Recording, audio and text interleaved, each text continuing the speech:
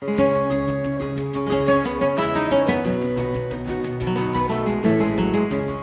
this season of Destination Earth, Akane and I head to the southern United States to get a jump on summer. On this adventure, we had the chance to visit Tennessee, Mississippi, Virginia, and North Carolina.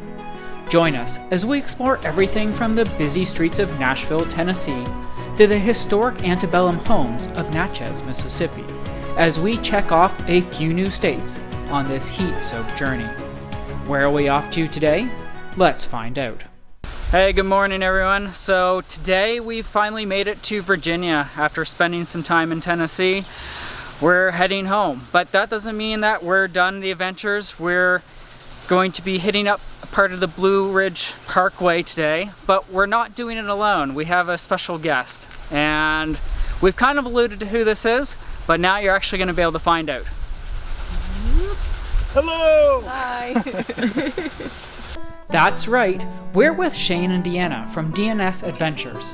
So we've been following each other since we started our channels in 2017, and it was an absolute pleasure to be able to spend some time with them in person.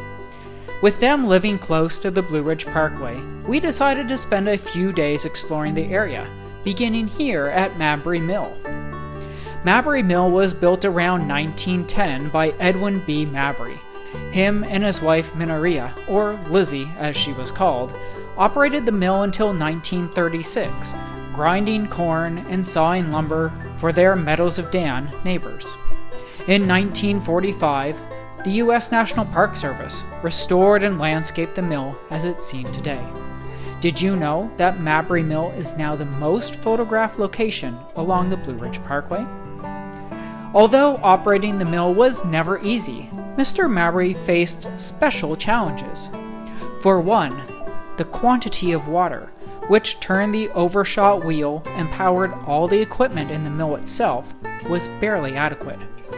To increase his supply, Mabry built separate flumes, or wooden troughs, to catch the runoff from two smaller streams. These fed into a larger one called a race to feed the mill. In later years, Mabry's health failed, and he stopped maintaining the water wheel and flumes. To get power for the mill, he bought an 8-horsepower engine, allowing his wife to run the mill solely on her own. By the time Ed died and Lizzie moved away in the mid-1930s, grist mills were becoming obsolete. Larger roller mills and national companies that marketed flour and other grains produced in stores across the United States had replaced the local grist mill. Moving on, we came across an old Appalachian house that also occupied the land. More than a century ago, log cabins were a common sight in Appalachia and in other areas of the rural eastern United States. Samuel and Elizabeth Matthews built this log home in 1869. Made largely of oak, it had one room on each of its 2 floors, and offered heat via wood stove once renovations were completed a few years later. Many settlers and early residents brought with them the knowledge and custom of making whiskey.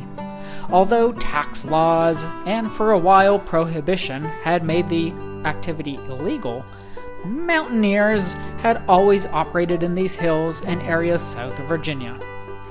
Although our time at Mabry Mill was quickly coming to an end, the adventures had with Shane and Deanna were just beginning. Be sure to join us in future videos as we continue to explore this region of Virginia and North Carolina, and to learn a little bit more about them and their channel.